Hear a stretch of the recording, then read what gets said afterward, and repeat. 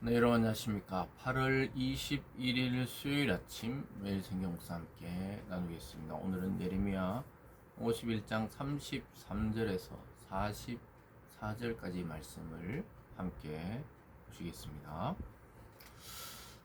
만군의 여호와 이스라엘의 하나님께서 이와 같이 말씀하시되, 딸 바벨론은 때가 이른 타작마당과 같은지라 멀지 않아 추수 때가 이르리라 하시도다. 바벨론의 느부갓네살 왕이 나를 먹으며 나를 멸하며 나를 빈그릇이 되게 하며 큰 뱀같이 나를 삼키며 나의 좋은 음식으로 그 배를 채우고 나를 쫓아내었으니, 내가 받은 폭행과 내 육체에 대한 학대가 바벨론에게 돌아가기를 원한다고 시온 주민이 말할 것이요, 내 피 흘린 죄가 갈대아 주민에게 돌아가기를 원한다고 예루살렘에 말하리라. 아멘.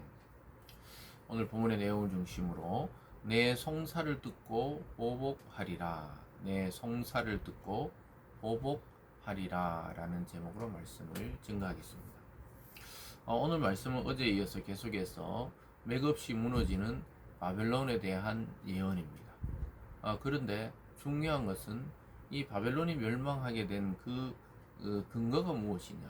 그것은 바로 하나님의 백성인 시온 주민, 즉 이스라엘 백성이 고통 속에 하나님께 기도하고 간구했던 그 내용에 대해서 응답하시는 것이 바로 그들을 향한 하나님의 보복이라고 말씀하고 있습니다. 즉 연약했던 이스라엘이 하나님께 기도함으로 그 강한 하나님의 능력으로 바벨론을 무너뜨리게 되었다고 이야기하고 있는 것입니다.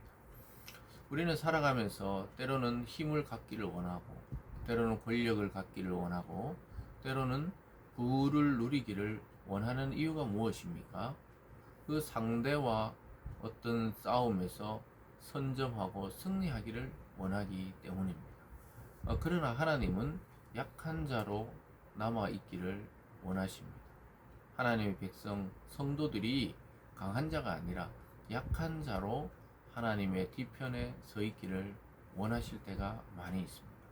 그래서 우리가 때로는 약한 자가 되어서 하나님의 편에 설 것인가, 아니면 강한 자로 내 마음대로 살아갈 것인가, 굉장히 고민이 될 때가 있는 것이죠. 그래서 예수님을 믿어도 세상에서도 성공해야 되고, 또 좋은 학이라 그럴까요? 학벌을 가져야 되고, 큰 부를 쌓아야 되고, 또 정치적인 권력도 누리려고 하고, 이런 경향이 굉장히 강해졌습니다. 그 모든 것이 잘못되었다는 것은 아니지만, 우리가 지금 추구하는 방향이 과연 하나님이 원하시는 하나님의 백성다운 삶인지를 다시 돌아봐야 되죠. 나는 힘이 없지만 온 우주를 통치하시고 가장 힘이 있는 하나님을 의지할 것인가, 아니면 내 스스로 힘을 갖출 것인가. 우리는 선택의 기로에 설 때가 많이 있는데요.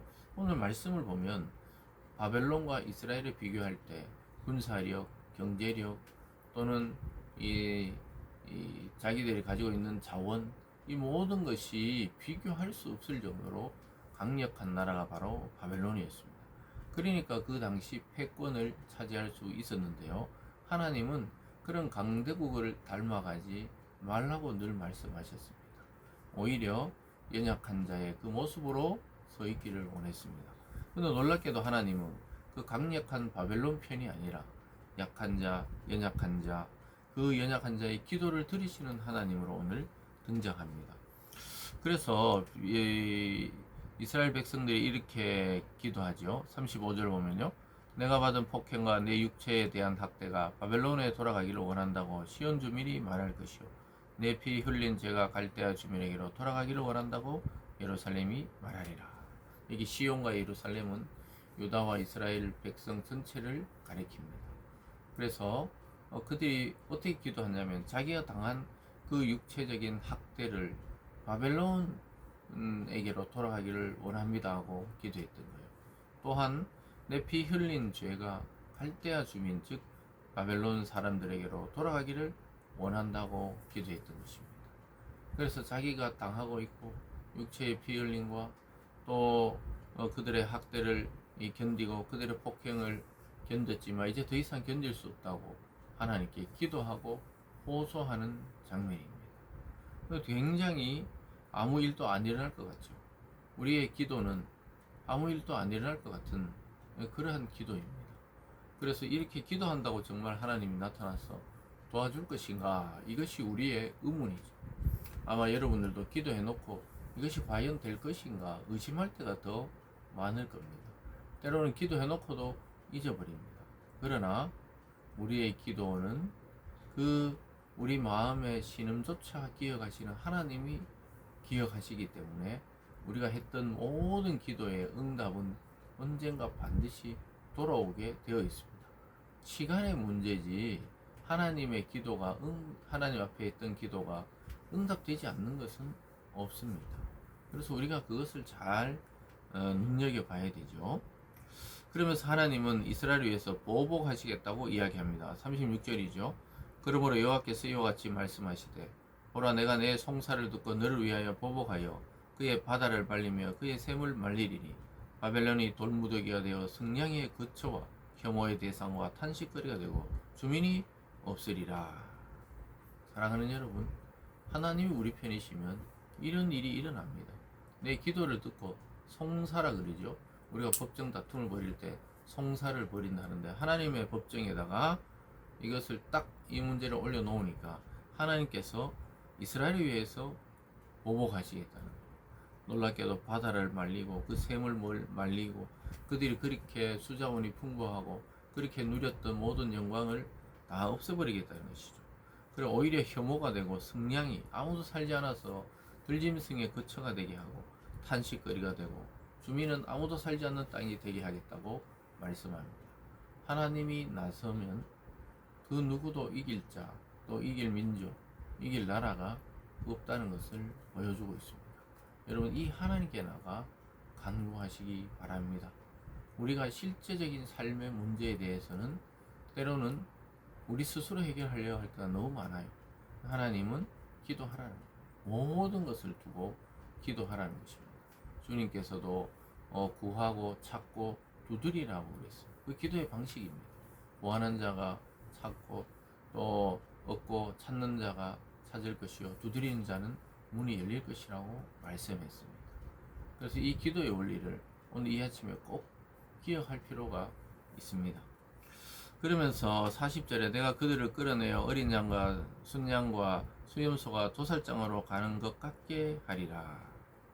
하나님의 보복은 정말 무시무시합니다. 그들을 도살장으로 가는 것, 죽음이 정해져 있는 그런 짐승들이죠. 도살장을 향해 간다는 것은 곧 멸망을 앞두고 있는 그 바벨론의 운명을 보여주고 있는 것입니다. 여러분, 우리가 참 악한 자들, 때로는 여러분들을 괴롭히는 어떤 환경이나 사람들 없어질 것 같지 않지만 하나님께 기도하십시오. 그럼 하나님이 여러분의 눈앞에서 치워주십니다. 어떤 방식일지는 하나님이 결정하시지만 그 문제에 대해서 해결이 된다는 것입니다. 그래서 우리가 기도란 것은 가장 늦어 보이지만 사실은 가장 빠른 해결 방안입니다. 내가 하는 것이 아니고 하나님이 하시기 때문에 그렇습니다. 그래서 하나님이 보복한다 이렇게 되어 있습니다. 그래서 41절에 슬프다 세상이 함락되었도다 온 세상에 칭찬받는 성읍이 빼앗겼도다 슬프다 바벨론이 나라들 가운데 황폐하였도다. 멸망한 바벨론을 위해서 슬픔의 노래를 부르게 된다고 말씀하고 있습니다. 오늘 말씀을 통해 우리에게 도전이 있기를 바랍니다. 우리가 때로는 너무나 눈에 보이듯이 분명한 문제이기 때문에 기도를 안 하고 있는 것이 있을 수 있습니다. 그것을 두고 오늘 기도하시고 너무 해결되지 않을 것 같은 그런 문제를 오늘 이 아침에 들고 와서 하나님께 기도하십시오. 그러면 하나님이 우리 편이 되시고 우리를 대신에 싸우시고 반드시 승리를 주실 줄 믿습니다. 기도하겠습니다.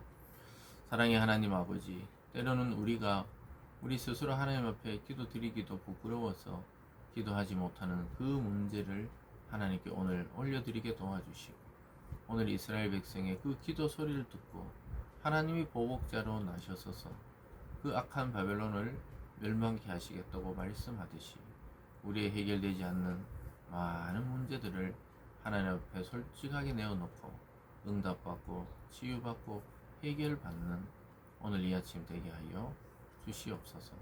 감사드리며 예수님 이름으로 기도드리옵나이다. 아멘.